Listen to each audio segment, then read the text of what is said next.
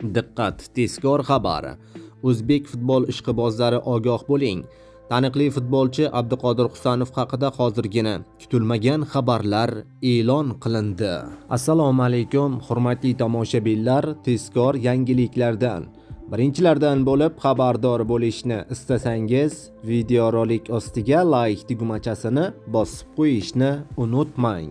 Rasman qit'amizning eng qimmat futbolchisi, Manchester City klubi a'zosi, hamyurtimiz Abduqodir Husanov hisoblanadi. Metin himoyachining transfer bahosi 35 million yevroga teng. Ikkinchi o'rinda Janubiy Koreya terma jamoasi vakili Kim Jin-je joy olgan bo'lib, uning qiymati 25 million yevroni tashkil qiladi. Kuchli uchlikni Yaponiya futbolchisi Hiroki Ito yakunlab bermoqda va uning bahosi 18 million yevroga teng, deyiladi ma'lumotda.